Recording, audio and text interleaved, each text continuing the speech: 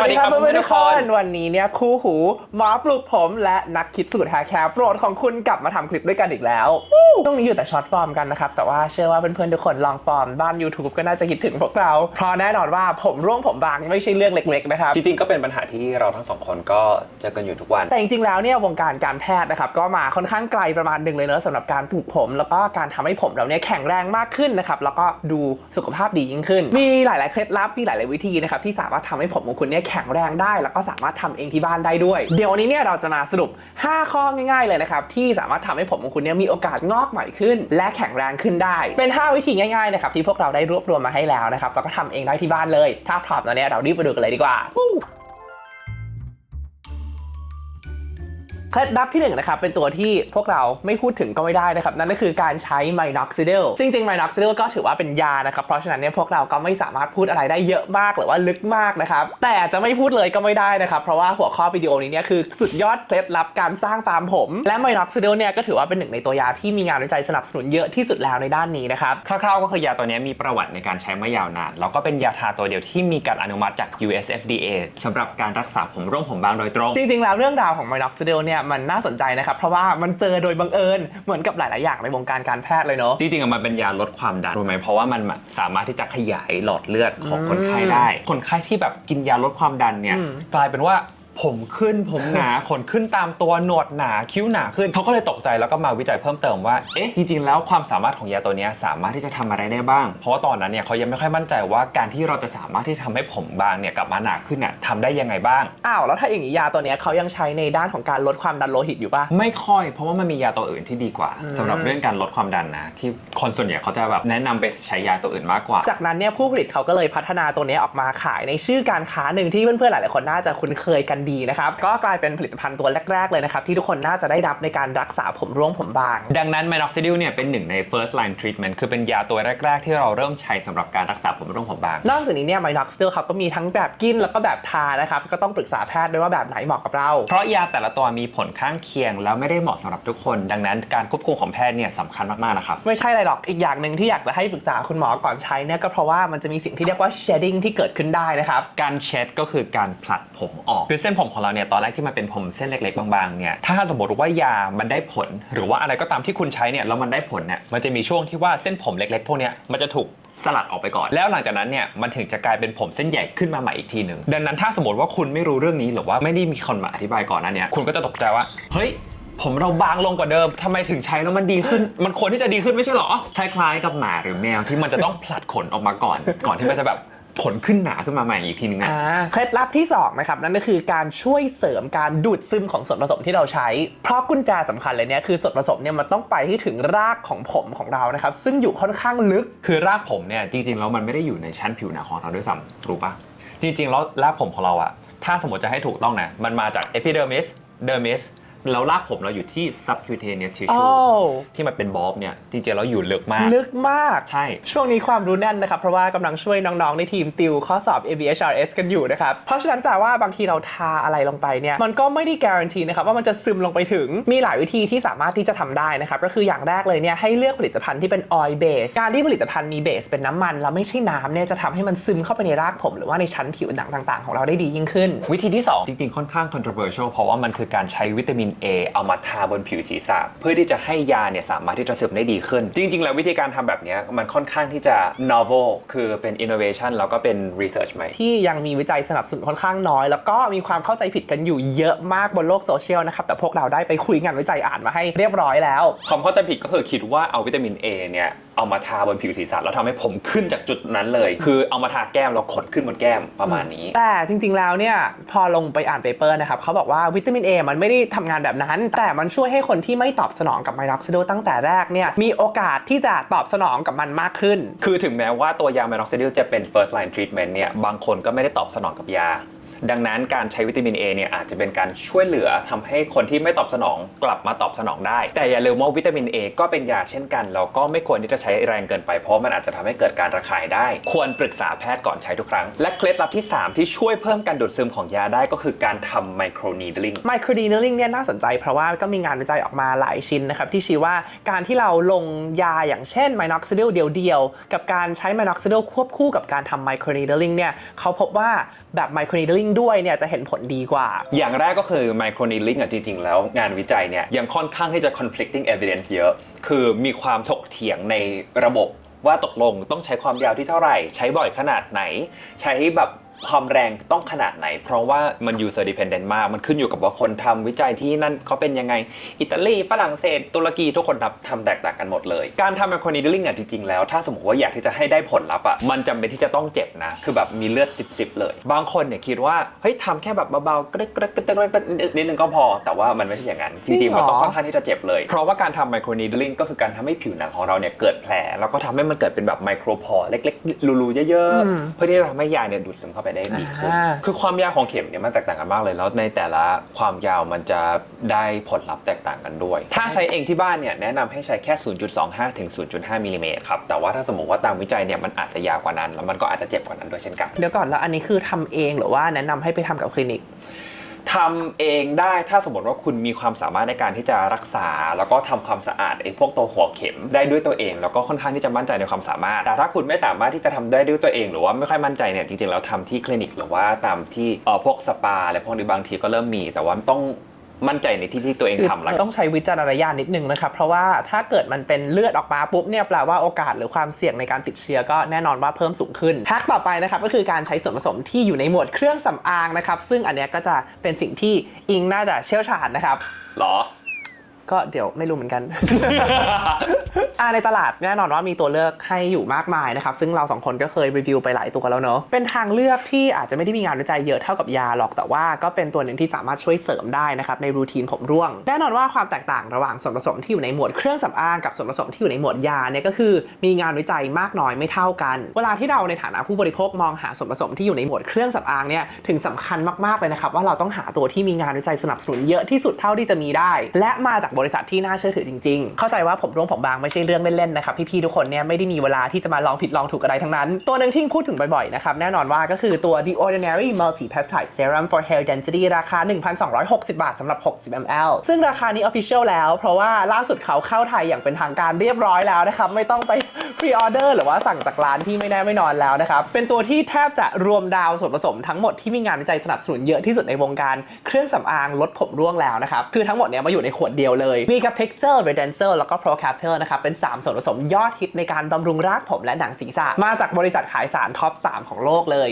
ซึ่งดันมีงานวิจัยบ้าจี้มากเลยจากตุรกีนะครับที่เขาเอาทั้ง3ส่วนผสมนี้มาใช้พร้อมกันเทียบกับยาไมน็อกซิดิลเลยพบว่าสามารถทำงานร่วมกันเพื่อเพิ่มจำนวนผมได้แบบทวีคูณด้วยจริงๆมันไม่ใช่แค่วิจัยของตุรกีนะเพราะว่าหลังจากอันนั้นเนี่ยมันก็มีคนไปวิจัยเพิ่มเติมอีกตั้งหลายคนเลยนะทั้งในจีนในเกาหลีอะไรอย่างเงี้ยก็คือการใช้ RCP เนี่ยมารวมๆกันแล้วดูว่าผลลัพธ์ได้ดีขึ้นหรือเปล่าชอบมากเลยเหมือนเป็นการแท็กทีมหรือว่าจับมือกันระหว่างคอมมูนิตี้ไม่ว่าจะอยู่ประเทศไหนก็ตามนะครับเพราะทุกคนในทุกประเทศมีปัญหาผมร่วงผมบางกันหมดเพราะฉะนั้นถ้าเกิดถามไอ้นะถ้าวงการเครื่องสำอางมีอะไรที่พอจะดูแบบตีเทียบยาได้บ้างแบบไม่เขินจนเกินไปนะครับก็น่าจะเป็น3ตัวนี้นี่แหละอิงเองก็เคยคุยกับนักวิทยาศาสตร์แล้วก็ทีมที่คิดทั้ง3ตัวนี้มาแล้วนะครับจริงๆเคยไปวิสิตโรงงานพวกเขามาแล้วด้วยนะครับการันตีได้เป็นการส่วนตัวว่าพวกเขาเก่งจริงๆ Cafexil เนี่ยมาจาก Lucas Meyer Cosmetics นะครับเขามีงานวิจัยสนับสนุนว่าสามารถช่วยยับยั้งเอนไซม์ตัว 5-alpha reductase เป็นตัวที่ทำให้ผมร่วงได้ Redensil เนี่ยมาจาก Givaudan นะครับเป็นบริษัทตัวแม่ตัวมัมอีกที่หนึ่ง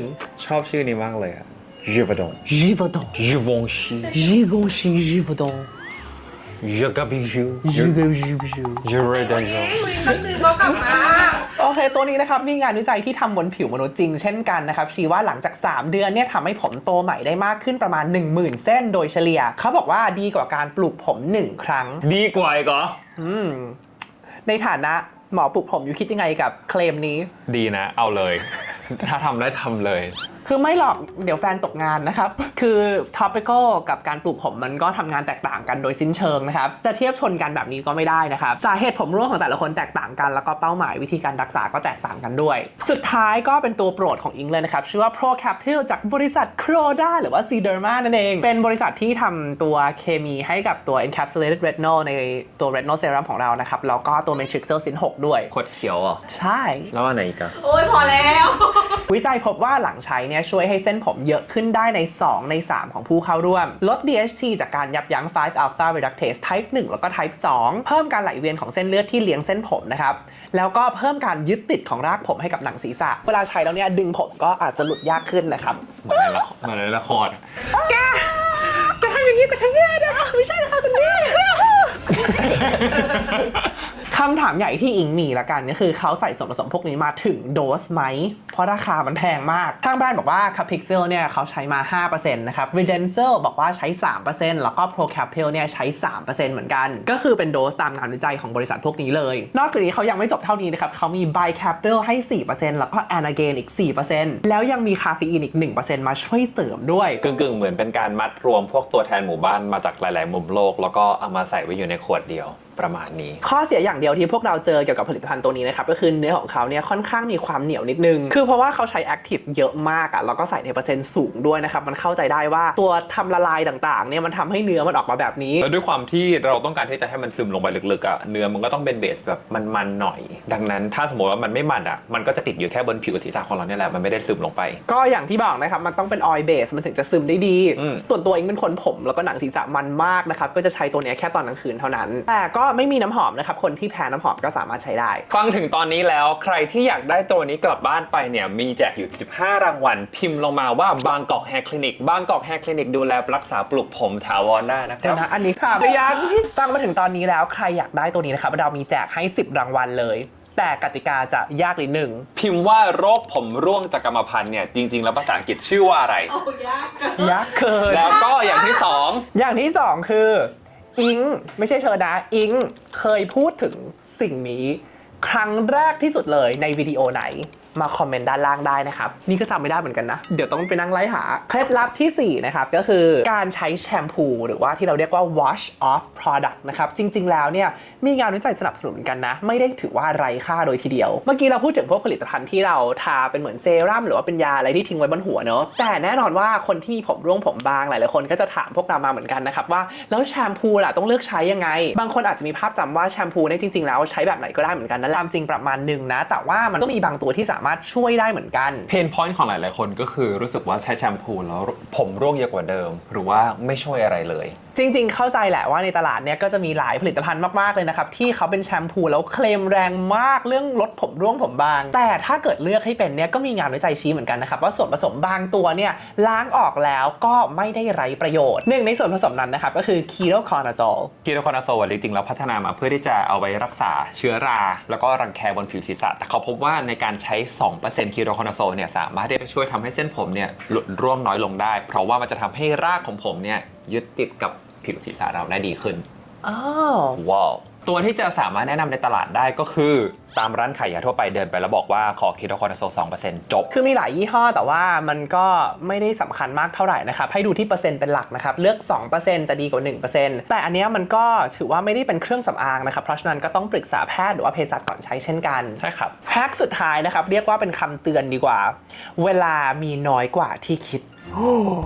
หลายๆคนจะชอบสังเกตว่าตัวเองกับผมร่วงเยอะนะครับเวลาที่เราสระผมหรือว่าอาบน้ำแล้วแบบมันไปกองอยู่ตรงท่อเป็นกำมืออย่างนี้เลย โดยเฉพาะคนผมยาวผู้หญิงผมยาวเนี่ยจะชอบพูดเรื่องนี้มากที่สุดเลย แต่จริงๆแล้วผมร่วงแบบกรรมพันธุ์นะครับซึ่งเป็นชนิดของผมร่วงที่พบบ่อยที่สุดในประชากรทุกคน มันไม่ได้เป็นเหตุการณ์ที่ฉับพลันแบบนั้นรู้ไหม มันจะไม่ได้เห็นว่าเป็นร่วงออกมาเป็นกองเยอะๆแต่มันจะเป็นการที่ว่าเห็นผมเส้นเล็กๆเนี่ยค่อยๆหลุดออกไปทีละนิดทีละนิด ใช่ ว่าเส้นผมแต่ละเส้นเนี่ยค่อยๆเล็กลง คือมันแทบจะไม่ได้สังเกตว่ามันเกิดขึ้นอ่ะจนกระทั่งมันโลนไปแล้วอ่ะซึ่งอันเนี้ยเป็นความรู้ใหม่มากๆเลยสำหรับอิงก่อนที่จะมาเจอเชิร์ตนะครับ คือรู้ไหมว่าการที่คุณสามารถที่จะเห็นผิวศีรษะของตัวเองได้แบบมองตัวเองในกระจกแล้วเห็นผิวศีรษะมันคือเส้นผมตรงนั้นอ่ะหายไปแล้ว 50% 50% หายไปแล้วนะ ถ้าสมมติว่าเห็นผิวศีรษะตัวเองอ่ะดังนั้นเวลาที่สังเกตตัวเองได้เนี่ยรีบไปพบแพทย์ หรือว่าหาวิธีการแก้ให้เร็วที่สุดเลยเพราะว่าเวลาของคุณเนี่ยใกล้หมดแล้ว ตายปะ เพราะฉะนั้นหลายๆคนอย่าชะล่าใจไปนะครับแค่เพราะว่าคุณไม่ได้เห็นผมกองเป็นกำๆอยู่ที่ท่อน้ำเนี่ยไม่ได้หมายความว่าคุณไม่ได้ผมร่วงอยู่วิธีสังเกตว่าเริ่มผมบางแล้วอ่ะยูคิดว่าสังเกตยังไงได้บ้าง คืออธิบายตรงเนี้ยมันจะยาวเพราะว่ามันมีโรคผมร่วงได้แบบหลายแบบมากทั้งผู้หญิงผู้ชายแล้วแต่อายุแล้วแต่รูปแบบของอาการผมร่วงของแต่ละคนด้วยคือบางคนแบบกระจายทั่วๆบางคนแค่ขวานบางคนแค่ด้านหน้า ดังนั้นอธิบายตรงนี้มันไม่จบหรอกยังไงก็ต้องไปเจอกันที่คลินิกเพราะว่าผมต้องแบบเล็งอ่ะมันถึงจะรู้ว่าตกลงปัญหามันคืออะไร เข้าใจได้คลินิกอะไรนะครับล่าสุดเขาเพิ่งรีโนเวทคลินิกใหม่เลยนะสวยมาก ยังไงก็ลองติดต่อเข้ามาได้นะครับกราฟหนึ่งที่ยูเคยวาดให้ไอดูแล้วก็ยูเคยลง TikTok แล้วไวรัลมากยูจำกราฟนั้นได้ไหม นู่นเนี่ย เดี๋ยวจะขึ้นอินเสิร์ตมาให้ละกันแต่ว่ายูช่วยอธิบายหน่อยว่ากราฟเนี่ยมันแปลว่าอะไรสั้นๆนะครับก็คือแกน x เนี่ยจะเป็นระยะเวลาส่วนแกน y ก็คือความหนาของเส้นผมของคุณหรือว่า hair volume เวลายิ่งผ่านไปหรือว่าคุณอายุยิ่งมากขึ้นเนี่ยเส้นผมของคุณเนี่ยก็จะค่อยๆบางลงไปเรื่อยๆตามกาลเวลามันจะเป็นช่วงแรกๆที่ว่าผมมันยังหนาอยู่แล้วอยู่ๆมันก็จะแบบค่อยๆบางลงแล้วหลังจากนั้นมันก็จะถึงจุดที่ว่าโอเคมันไม่ได้บางลงไปมากกว่านี้แล้วมันก็จะเป็นเคอร์ฟแบบนี้นะครับในกรณีที่คุณใช้ยา minoxidil หรือว่าใช้พวกตัวเสริมอื่นๆไม่ว่าจะเป็น ordinary หรือว่าคุณจะเป็นเซรั่มหรือว่าจะเป็นยาสระผมอะไรก็ตามที่คุณชอบที่คุณใช้อยู่เนี่ยมันก็ทำให้เส้นผมของคุณเนี่ยมีมากขึ้นมากกว่าเดิมณจุดเวลานั้นเวลาหนึ่งคุณจะมีผมวอลลุ่มสูงขึ้นกว่าเดิมแต่เส้นผมของคุณก็ยังจะบางลงตามกาลเวลาอยู่ดีในกรณีที่คุณใช้ยาที่เอาไว้ควบคุมฮอร์โมนหรือว่าบล็อกฮอร์โมนเนี่ยเส้นผมของคุณเนี่ยก็จะไม่ร่วงหรือว่าไม่บางลงไปมากกว่าเดิมแม้การเวลาจะผ่านไปก็ตามซึ่งอันนี้เนี่ยเป็นยาแบบยาเลยนะครับต้องปรึกษาแพทย์ก่อนใช้เท่านั้นใช่ครับจะเห็นว่าเส้นกราฟของความหนาของเส้นผมเนี่ยมันจะคงที่ตรงต่อไปเรื่อยๆไม่ลดลงไปมากกว่าเดิมเยอะคืออาจจะมีลดลงบ้างแต่ว่าไม่เยอะกว่าเดิมขนาดนั้นถ้าอยากรู้ข้อมูลที่ละเอียดกว่านี้นิดนึงก็เดี๋ยวจะมีลิงก์อยู่ด้านล่างละกันนะครับเพราะว่าให้กลับไปดูวิดีโออันอีกทีนึงภาพที่อยากจะให้เห็นจากกราฟนี้เนี่ยก็คือยิ่งเริ่มรักษาเร็วเท่าไหร่ก็ยิ่งเป็นผลดีและในขณะเดียวกันถ้าเกิดหยุดรักษาเมื่อไหร่เนี่ยมันก็จะกลับมาร่วงเหมือนเดิมได้นะครับเหมือนต้นไม้ที่เวลาเราไม่ได้รดน้ำมันก็กลับมาตายเหมือนเดิมนะครับเพราะฉะนั้นถ้าเกิดคุณใช้อะไรแล้วมันเวิร์กใช้ต่อไปเรื่อยๆนะครับใช้ไปจนวันตายจริงๆแค่ใช้ก่อนสัก 4-6 เดือนแล้วดูว่าได้ผลลัพธ์ดีหรือเปล่าแล้วหลังจากนั้นค่อยใช้ไปจนวันตายดีกว่าครับโอเคโดยรวมแล้วเรื่องผมร่วงเนี่ยมันเกิดได้จากหลายอย่างเนอะจริงๆถ้าเกิดใครอยากดูวิดีโอเก่าๆของเราเคยทำไว้หลายอันมากก็จะลงลึกเลยว่าผมร่วงมีสาเหตุอะไรบ้างวินิจฉัยยังไงแล้วก็ควรจะรักษายังไงนะครับแต่วิดีโอนี้จะเป็นเหมือนกับแค่เคล็ดลับคร่าวๆเท่านั้นเองที่คุณสามารถเริ่มทำเองได้ที่บ้านหลักๆเลยเนี่ยเองว่าผมร่วงมันไม่สามารถแค่ใช้1อย่างแล้วมันจะผมกลับมาเหมือนเดิมได้เลยน่าจะต้องเป็นการจัดรูทีนที่เข้ากับตัวเองมากกว่าเอาเป็นว่าถ้าใครสนใจ The Ordinary Hair Serum ตัวนี้ตอนนี้เขาก็เข้าไทยแล้วนะครับเดี๋ยวเราจะใส่ลิงก์ไว้ให้ด้านล่างซื้อจากลิงก์เราเนี่ยเป็นร้านแท้แน่นอนนะครับเพราะว่าเข้าใจว่าตัวนี้ร้านปลอมค่อนข้างเยอะเลยทีเดียวเป็นอีกตัวเลือกที่น่าสนใจที่สามารถใช้ควบคู่กับการรักษาผมร่วงด้วยวิธีอื่นด้วยนะครับสำหรับวันนี้ก็ขอบคุณมากที่ให้พวกเราได้เข้ามาเป็นส่วนหนึ่งที่ชวนเพื่อนทุกคนนะครับถ้าอยากจะเห็นคลิปของพวกเราอีกก็คอมเมนต์บอกพวกเราได้ด้านล่างเลยนะครับวันนี้ขอไปก่อนบ๊ายบาย